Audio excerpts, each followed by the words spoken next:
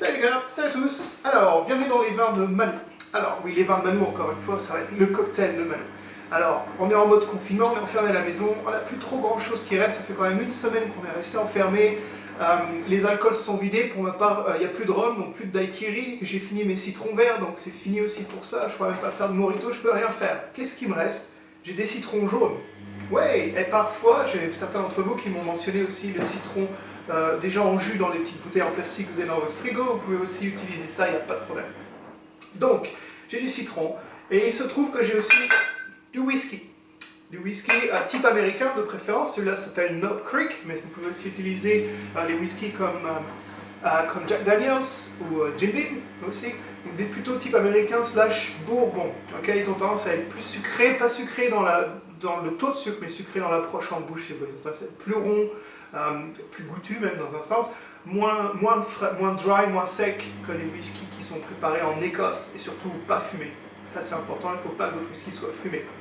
Ok, alors petite histoire sur les sours avant de commencer, parce que ce qu'on va faire c'est un whisky sour. Sour en anglais ça veut dire quoi déjà? Ça veut dire acide ou amer si vous voulez.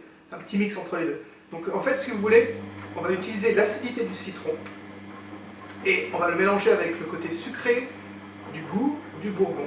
Parce qu'il n'est pas sucré vraiment en lui-même, on va y ajouter du sucre. Encore une fois, le sucre il est fait à maison et vous pouvez le faire par vous-même. Si vous n'êtes pas sûr comment, retournez sur ma page Les Vins de Manu et revenez en arrière et vous allez trouver, j'ai mis une paire de vidéos où j'explique comment on fait du sucre liquide. C'est très simple. Ok, donc il me faut ces trois ingrédients-là. Si vous voulez être un très gros perfectionniste, il vous faudra aussi, vous ne voulez pas trop, mais du blanc d'œuf. Et ouais. Et aussi à la fin, de l'angostura. Voilà. Donc ça, c'est si vous êtes le gros perfectionniste. Si vous êtes à la maison, vous n'avez rien d'autre que le citron, le whisky et le sucre, ça suffira, il n'y a pas de problème. Pour ma part, je vais vous faire le cocktail complet et vous allez comprendre pourquoi l'œuf est si important dans une minute. Alors, petite histoire rapide sur les sours. Les sours, c'est un type de cocktail, c'est une catégorie de cocktail. Il n'y a pas seulement que le whisky, il y a aussi le pisco qui peut être utilisé, mais aussi des liqueurs. Parce que le pisco et le whisky, ils ont ce point en commun, c'est que ce sont des distillés directs. Donc là, c'est à partir de raisins pour le pisco, et donc on est à partir de grains pour le Knob Creek, pour le whisky.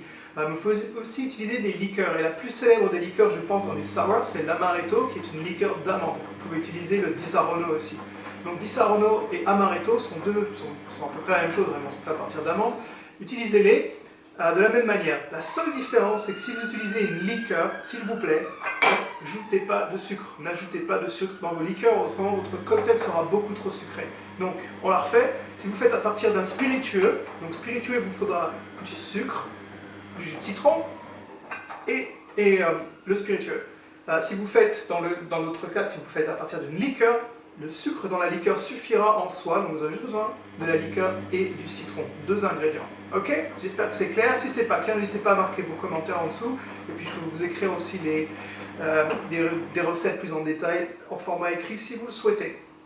Ok, donc là je vais vous faire le whisky sour. Mais avant de commencer, une petite histoire sur le sour en lui-même. Donc ces cocktails ont vraiment été reconnus au début des années 1900, comme pratiquement tous les cocktails. En fait, à la fin des années 1800, c'était la grande folie. Tout le monde buvait des cocktails, ça arrivait partout. Il y avait des mecs comme Jerry Thomas qui commençaient à écrire des livres sur le sujet. C'est vraiment quelque chose de grand, en fait. Partout où ça allait, c'était à l'époque de grande folie.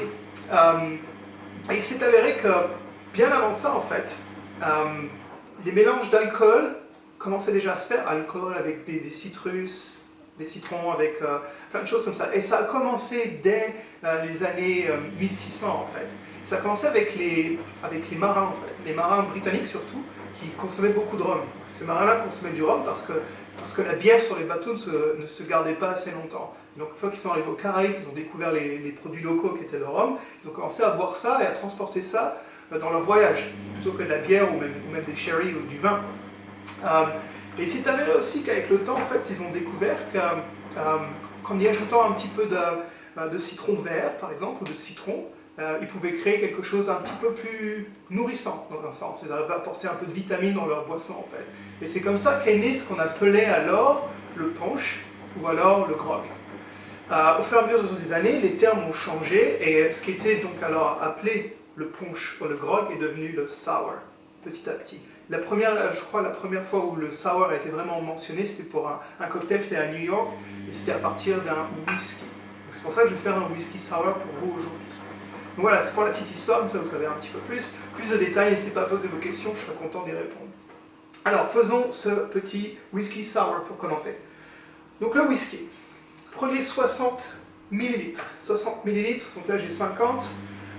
Encore une fois, vous avez ces cuillères doseuses que vous pouvez utiliser, vous savez, c'est tout, vous utilisez pour la farine ou le sucre ou le truc comme ça quand vous cuisinez. Utilisez ça, dessus c'est écrit les millilitres aussi. De toute façon, 30 grammes c'est 30 millilitres, on sait tous. Voilà. Donc 50 ici, je vais faire un complet. Voilà. Et j'ai de la chance, le mien il est marqué. En fait, d'ailleurs, ça, je viens d'Angleterre, vous savez déjà, mais ça, je l'ai acheté en France. Je crois que ça s'appelait. Je me souviens plus du nom. Bref, c'était en France, dans ces petits magasins spécialisés de cuisine. Ils avaient tout un cocktail, un set de cocktails et tout ça. Et je rajoute un petit 10. Hop. Donc là, j'ai mes 60 de whisky de Knob Creek. Encore une fois, Knob Creek, c'est fait à partir de maïs principalement, avec un petit peu d'assemblage d'autres grains tels que l'orge, pour ajouter un petit côté un peu plus épicé. Donc j'ai ça. Donc mon blanc d'œuf. Pourquoi le blanc d'œuf? Le blanc d'œuf va donner ce qu'on appelle de la texture à votre cocktail. Il va le mettre plus épais en fait. Et c'est un choix. Il va aussi créer une forme de mousse au top du cocktail quand je vais le mettre dans le verre. C'est un choix encore une fois, vous n'êtes pas obligé de le faire.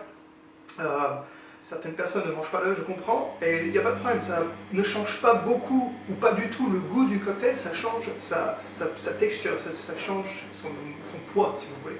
Okay, donc là j'ai un peu trop pour le cocktail, donc je vais prendre mon doseur que j'ai perdu. Il me faut l'équivalent de à peu près 20. Hop. Parfait. Et ouais, le blanc d'œuf c'est pas facile à doser. Donc là j'ai précisément 25, ça suffira. Tac, 25 de blanc d'œuf. Mon sucre. Alors pour le sucre, je veux pas trop, voilà. Bon, pour ceux qui ne savent pas, j'ai du diabète, donc je vais éviter trop de sucre. Je vais mettre 1,5 ici, donc moins 11. Donc en gros j'ai à peu près 15 à 20 millilitres. Okay, 15 à 20 millilitres de sucre. Évidemment, le plus important dans l'histoire, c'est le citron lui-même, parce que c'est quand même ce qui va donner, c'est déjà ce qui a donné son nom au cocktail. Le citron, je veux à peu près 20... En général, les bartenders ils vont dire oui, il nous faut 22,5. Bah alors 22,5, vas-y pour faire ça dans ta cuisine, accroche-toi. Donc on va faire un tout petit peu moins que ça. Ok, on va faire un 20 précisément, parce qu'au moins je sais ce que j'ai ici. 15, 20, voilà. C'est tout. Voilà, donc rappelez-vous, vous pouvez le faire sans l'œuf, ça va au même. Le débat, qui n'est pas un débat en soi, ajoutez les glaçons, je me suis lavé les mains, comme d'habitude. Ajoutez vos glaçons dedans. Si vous voulez, il y a certains moments, des cocktails, les sour, vous allez les faire, vous allez devoir le mélanger sans les glaçons dans le shaker. Dans ces cas-là, on dit un dry shake. Là, ce que je fais, c'est un shake normal, un wet shake, parce qu'il y a des glaçons dedans. Un dry shake, c'est quand vous mélangez sans glaçons dans le shaker. Petite info. Fermé, ok.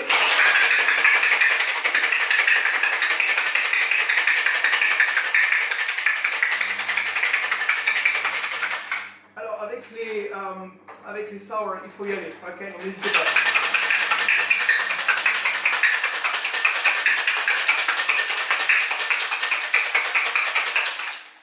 En fait, si vous voulez vraiment avoir le meilleur de votre cocktail, c'est vraiment de mélanger fort, parce qu'il faut que les enzymes de l'œuf se cassent, se mélangent bien. Comme si vous battiez les œufs, vous voulez vraiment que ça se mélange bien. J'essaie d'ouvrir ça.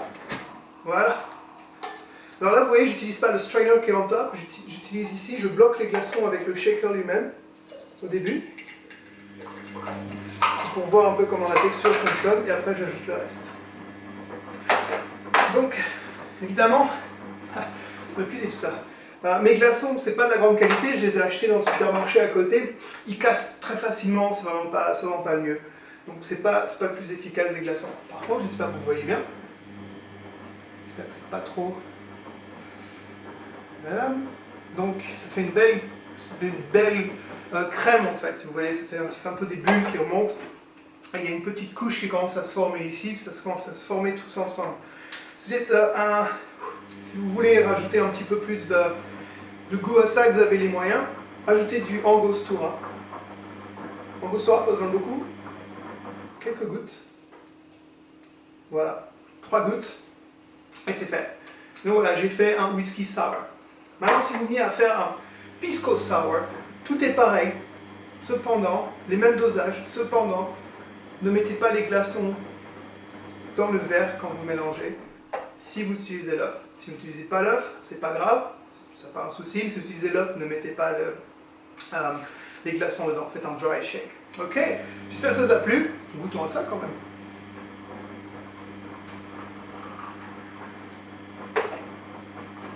Excellent. Problème encore, les glaçons ils sont détruits. Du coup c'est pas super dans le cocktail, mais le cocktail lui-même teste super. C'est vraiment bon, excellent d'équilibre encore une fois.